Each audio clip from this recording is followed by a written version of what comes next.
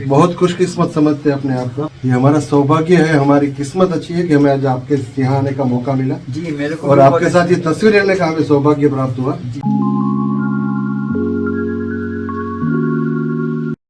नमस्कार दोस्तों, एक बार फिर से आपका स्वागत है ट्रैवल विद प्रतीक में। और हम अभी ये संकरी सीढ़ियों से होके आए। बहुत ही संकरी गली है, बहुत ही अंदर से जा रही है। यहाँ कार का आना संभव नहीं है, हम पैदल चल के आए और ये हमें ला रही है वहाँ से लेके यहाँ तक। ये काशी के रत्न और भारत रत्न उस्ताद बिस्मिल्लाह खान जी के घर पे। बहुत टाइम से इच्छा था, अगर मैं कभी वाराणसी गया उस्ताद जी के घर जाऊंगा, तो चलो जाके देखते हैं। ये उसका घर है, यहाँ से उसका जाना है घर में। मैं जाता हूँ, देखता हूँ अगर कौन मिलता है अंदर, किससे बात हो पाती है। हम उसके घर के अंदर आ गए हैं। ये इसका 3rd फ्लोर पे इसका जो कमरा है ना, वो हमें दिखा रहे हैं उसके फैमिली वाले। और आपको कैमरा की मुंडी घुमा के इसका कमरा दिखा देता हूँ। ये उसका कमरा है। और आप उस्ताद जी के ग्रेट ग्रैंडसन है। और आपका नाम साहब क्या? काजी अब्बास। बहुत बहुत शुक्रिया हमको अंदर आने देने के लिए। और हम अंदर जा सकते हैं ना अभी? ये उस्ताद जी की शरणाई है, जिसने कभी तहल का मचा के रखा था और अभी शांत हो गई है हमेशा के लिए। ये उसके उस पर बनी हुई बुक है।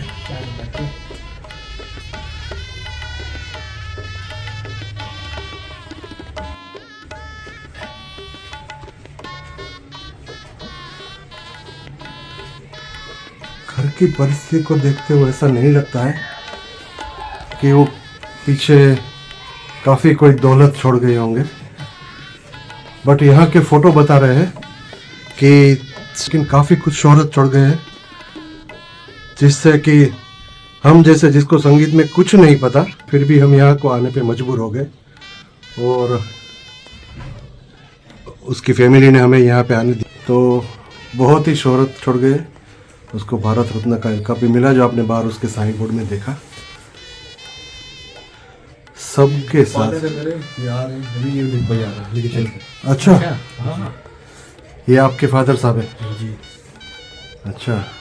और अब्बास कितने साल के? ये हो गया 49। हाँ। अच्छा, वो ग्रैंडसन थे जी। हाँ, ओके। नमस्ते ऐसा खासा कैसे लगते थे। हाँ जी, नमस्ते। आपसे आप मिला सकता हूँ सर? ये क्या बात है, कहाँ से आए आप सर? गुजरात से आए हुए। अच्छा, जरा बताइए आप इसके बारे में। ये दादाजी का कमरा है जी। मेरा नाम नासिर अब्बास बिस्मिल्लाह है। मैं भारत रत्न उस्ताद बिस्मिल्लाह खान साहब का ग्रैंडसन हूँ। अच्छा। और मेरे फादर का नाम नैयर हुसैन बिस्मिल्लाह था, जो कि मेरे दादाजी के दूसरे नंबर के बेटे थे वो। अच्छा। और यही कमरा है जो दादाजी के आपके सामने है, आप सब लोग के सामने है ये। हाँ। इसी कमरे में दादाजी पूरी जिंदगी काटे हैं। हाँ। और इसी में नमाज पढ़ते थे, इसी में रियाज करते थे, प्रैक्टिस करते थे शनाई की, और इसी में खाना खाते थे, सोते थे। और कभी कोई बाय द वे आ गया तो उनसे मुलाकात भी करते थे, यहीं पे करते थे। जी। आज हमारा किस्मत अच्छा रहा, हमारा सौभाग्य रहा कि हमें यहाँ आने का मौका मिला। आज हम वहीं खड़े हैं जी। जहाँ पर वो भारत रत्न साहब आपके ग्रैंडडेड खड़े थे, आपके ग्रैंडपा खड़े थे। जी। तो बहुत अच्छा लगा। हम बहुत अपने आप को, मैं बोल नहीं सकता, मैं भावुक हो रहा हूँ। जी। और ये बहुत बड़ी बात है कि आप लोग दादाजी की मोहब्बत में इतना दूर से आप लोग आए। ये हम लोग के लिए बहुत बड़ी बात है। दादाजी की मोहब्बत आप लोग के दिल में है, ये हम लोग के लिए बहुत बड़ी बात है। भारत में ही, दुनिया भर में देखें, उसके दुश्मन नहीं मिलेंगे, दोस्ती मिलेंगे। बिल्कुल। उसको चाहने वाले ही मिलेंगे। जी। बिल्कुल। ये बहुत बड़ी बात है। और दादाजी को पद्मश्री, पद्म भूषण, पद्म विभूषण, फिर भारत रत्न मिला, लेकिन वो अपना लिबास, अपना तरीका नहीं बदले। वो आप पूरी जिंदगी सादगी से काटा और वैसी सादगी से उनका कमरा है। आप देख सकते हैं कि पूरा एक कमरा कैसा है। भारत रत्न मैंने घर भी देखा, ऊपर आने के बाद यहाँ आने का रास्ता भी देखा। जी। बहुत संकरी गलियों से आना हुआ। जी। और ऊपर आना का भी वो देखा। हाँ जी। ये तो मर्जादल आपका घर है, तो फिर मैंने शूटिंग रास्ते में नहीं किया और परमिशन भी नहीं लिया था। जी। पर आते ही मैंने ये फोटो, जब वीडियो ली ना परमिशन लेने के बाद, तब मैंने बात कही कि शायद इसने संपत्ति कम कमाई होगी, पैसे कम कमाए होंगे, बट शोहरत इतनी कमाई उसका मुकाबला कोई नहीं कर सकता। बिल्कुल बिल्कुल, ये तो हाँ। बस गॉड गिफ्ट है, गॉड God गिफ्ट gift दादाजी है। को मिला।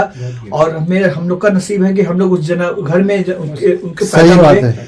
और ये हम लोग मतलब इसके लिए प्राउड मानते हैं। हाँ। और मतलब हम लोग क्या बताऊं कि यादें बहुत आती रहती हैं। सही बात है। और ये कमरे में जब हम लोग आते हैं तो ये महसूस करते हैं कि दादाजी की आत्मा, दादाजी की रूह इस कमरे में है। वो मतलब अभी बिल्कुल वजह फरमा रहे हैं, बिल्कुल, क्योंकि हम फील कर रहे हैं। इसमें ताजगी, इस रूम में हम लोग को देख के ताजगी मालूम होती है कि इसमें दादाजी रहते थे। सही बात है। ये ताजगी एकदम मतलब नयापन लगता है, महसूस होता है अच्छा। कि इसमें दादाजी रहते थे। और आप भी शरणाई बजा रहे हो। जी, आपकी दुआ से थोड़ा बहुत बजा लेता हूँ, गुनगुना लेता हूँ। नहीं नहीं, जो आप बजाते हो हम तो उसके सामने कुछ नहीं है, नहीं। बट उसकी शरणाई सुनी थी जी जी जी जी। तो हम खींचे चले आए। और हम बताया कि इसी घर में मेरा जन्म हुआ है। दादाजी लोग, अच्छा। दादाजी ने हमको पाला पोसा बड़ा किया, पूरे घर को पाला पोसा बड़ा किया।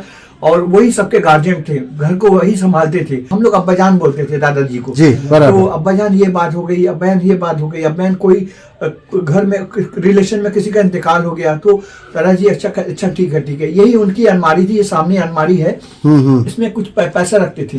तो बोलते थे कि ठीक है, अलमारी को खोलो और उसमें से पैसा निकालो। और वो पन्निक में भर के पन्निक में जमा करके रखते थे। तो वो अपना ऐसे ऐसे निकाल के देखते थे, जाओ ये पैसा उस जगह पे दे के आओ जहाँ पे इंतकाल हो गया है। तो वो ऐसे अपने मतलब मदद कर देते थे। और कहीं किसी उसी वक्त में फिर उसके बाद कहीं शादी हो गई, ये अब्बाजान रिलेशन में शादी है, तो हम लोग बोलते थे कि दादा अब्बाजान हम लोग वहाँ शादी है पड़ी है।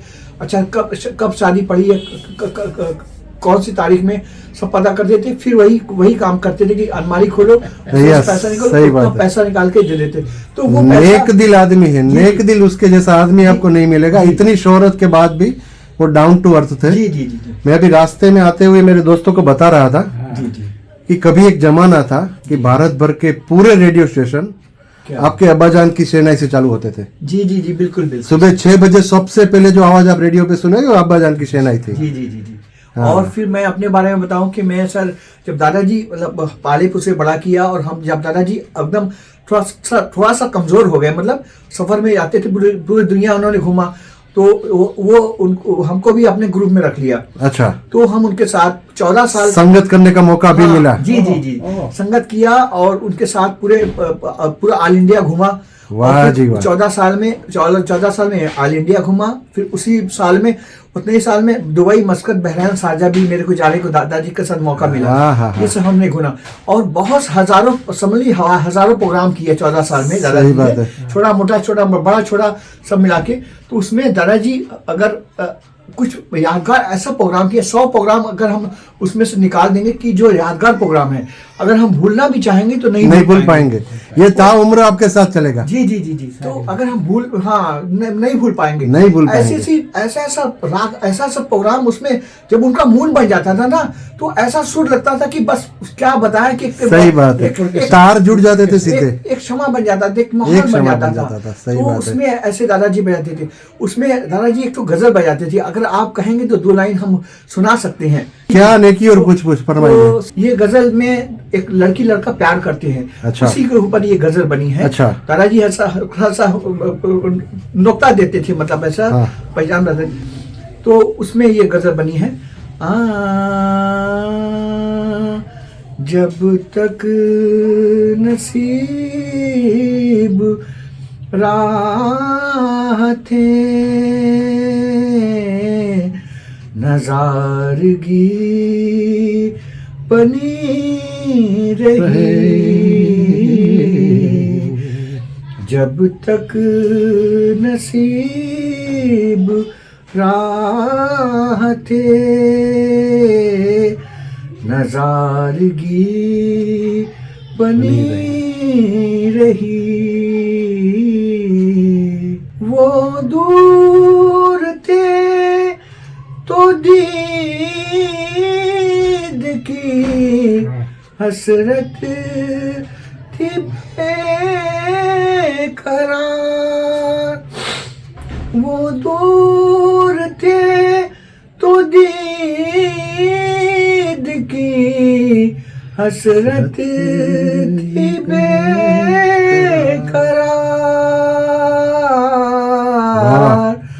और वो सांस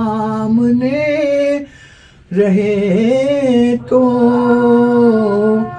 नजर कांपती रही, और वो सामने रहे तो नजर कांपती रही। शेरे खुदा की थी हुई इज्जत का क्या जवाब, शेरे खुदा की दी हुई इज्जत का क्या जवाब,